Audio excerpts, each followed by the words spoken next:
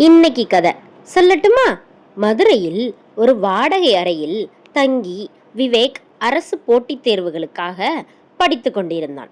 அவனுக்கு எப்போதும் தனிமையில் இருந்து படிப்பதுதான் மிகவும் பிடிக்கும் என்பதால் யாருடைய தொந்தரவும் இல்லாத ஒரு தனி அறையை தேர்ந்தெடுத்து தங்கியிருந்தான். அவன் தங்கியிருந்த வீட்டிற்கு நேரெதிரே இருந்த வீட்டின் மேல் பகுதியில் மாலினி என்ற பெண் தன் குழந்தையுடன் வசித்து வந்தாள்.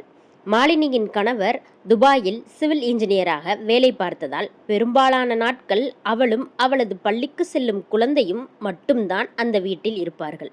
சுமார் 35 வயது இருக்கும் மாலினி பார்ப்பதற்கு மிகவும் லட்சணமாக, அதே சமயம் ஒரு தனித்துவமான வசீகரத்தோடு இருப்பாள். விவேக் அவளை மாலினி அக்கா என்றுதான் அன்போடு கூப்பிடுவான். மாலினி எல்லோரிடமும் மிகவும் கனிவானாகவும் வெளிப்படையாகவும் பழகுவாள் என்பதால் இருவருக்கும் இடையே சீக்கிரமே ஒரு நல்ல நட்பு உருவானது.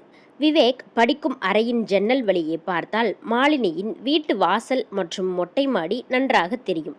தினமும் காலையில் அவள் வாசல் தெளிப்பதையும் தலைமுடியை அள்ளி முடிந்து கொண்டு குழந்தையை பள்ளிக்கு அனுப்ப தயாராவதையும் விவேக் ஜன்னல் மறைவில் இருந்து ரசித்து பார்ப்பது அவனது வழக்கமாக மாறியிருந்தது. அவளுக்கு தெரியாமல் அவளது அழகை ரசிப்பதில் அவனுக்குள் ஒரு விவரிக்க முடியாத சந்தோஷம் இருந்தது. ஒரு நாள் காலை மாலினியின் மொபைல் திடீரென பழுதாகிவிட்டது. அவசரத்திற்கு தன் தாயை அழைக்க வேண்டும் என்பதற்காக விவேக்கின் அறைவாசலுக்கு வந்து, தம்பி கொஞ்சம் ஃபோன் தரீங்களா என்று கேட்டாள். விவேக் பதற்றத்துடன் தன் போனை எடுத்து நீட்டினான். அவள் பேசி முடித்துவிட்டு, ரொம்ப நன்றி தம்பி என்று புன்னகையோடு போனை திருப்பிக் கொடுத்தாள். அன்று மதியம் விவேக் சாப்பிட்டு கொண்டிருந்த போது அவனது போனுக்கு ஒரு புதிய எண்ணிலிருந்து அழைப்பு வந்தது. விவேக் போனை எடுத்து ஹலோ என்றான். மறுமுனையில் ஒரு இனிமையான பெண் குரல். ஹலோ விவேக், படிப்பெல்லாம் எப்படி போகுது? நல்லா படிக்கிறீங்களா என்று கேட்டது. விவேக் குழப்பமடைந்து யார் பேசுறது என்று கேட்டான். உடனே அந்த பெண் ரகசியமாக சிரித்து கொண்டே, சீக்கிரம் கண்டுபிடிங்க பார்க்கலாம் என்று சொல்லிவிட்டு அழைப்பை துண்டித்தாள். விவேக் அது மாலினியாகத்தான் இருக்கும் என்று ஆழமாக நம்பினான். அவளுக்குள் இருக்கும் குறும்புத்தனம்தான் இப்படி பேச வைக்கிறது என்று நினைத்து அவனுக்குள் ஒரு சின்ன காதல் தீப்பொறி பிறந்தது. அடுத்த 2 நாட்கள் மாலினியை பார்க்கும் போதெல்லாம் விவேக்கிற்குள் ஒரு புதுவிதமான உணர்வு வரத் தொடங்கியது. அவளது ஒவ்வொரு அசைவும் அவனது படிப்பை கலைத்தது. அவளும் விவேக்கின் பார்வையை கவனித்துவிட்டு எதுவும் தெரியாதது போல் மெலிதாக புன்னகைத்து சென்றாள்.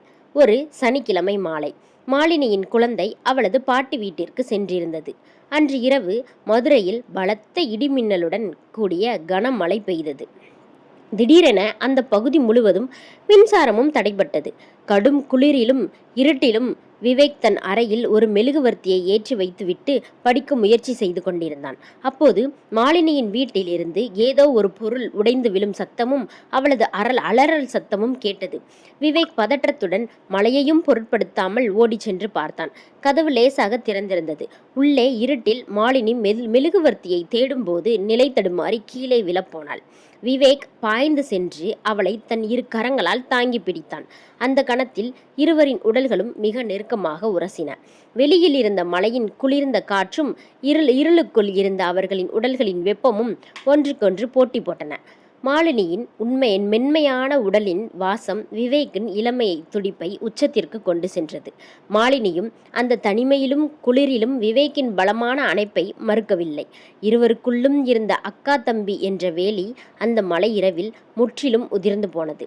தங்களை மறந்து, உலகத்தை மறந்து இருவரும் அந்த படுக்கை அறையில் ஒரு புதிய சுகமான ரகசிய அனுபவத்தை பகிர்ந்து கொண்டனர். விவேக்கிற்கு அது முதல் அனுபவம் என்பதால் சொர்க்கத்தில் மிதப்பது போல் இருந்தது. அந்த இரவு அவர்களுக்குள் ஒரு தொடர் கதையின் ஆரம்பமாக மாறியது. அடுத்த சில நாட்கள் அந்த நினைவுகளிலேயே மிகவும் ரகசியமாகவும் ஆழமாகவும் நகர்ந்தனர். யாரும் இல்லாத நேரங்களில் விவேக் அவளது அறைக்கு சென்று அந்த சுகத்தை மீண்டும் மீண்டும் அனுபவித்தான். ஆனால் சில நாட்களிலேயே விவேக்கின் போனுக்கு மீண்டும் அதே பழைய புதிய எண்ணிலிருந்து அழைப்பு வந்தது. இந்த முறை மறுமுனையில் பெண் குரல் இல்லை, ஒரு கொடூரமான கரடுமுரடான ஆண் குரல் பேசியது. டேய் தம்பி, மாலினி கூட ரொம்ப சொகுசா குடும்பம் நடத்துற போல, அவளை விட்டு உடனே தூர போயிரு, இன்னமும் அவ பக்கத்துல போனா நீ உயிரோட இருக்க மாட்ட என்று மிரட்டிவிட்டு போன் கட்டானது. விவேக் அப்படியே உறைந்து போனான். அன்று நள்ளிரவு விவேக் பயத்துடன் ஜன்னல் வழியே பார்த்தபோது கருப்பு கோட் அணிந்த ஒரு மர்ம நபர் மாலினியின் வீட்டின் பின்னால் இருக்கும் மரத்தின் நிழலில் மறைந்து நின்று இவர்களின் அறையையே பார்த்து கொண்டிருப்பதை கண்டான். விவேக் உடனே நைசாக மாலினியின் அறைக்கு சென்று இந்த விபரத்தை கூறினான். விஷயத்தை கேட்டதும் மாலினி பயத்தில் நடுங்கி விவேக்கை கட்டி அணைத்து கொண்டு அழத் தொடங்கினாள்.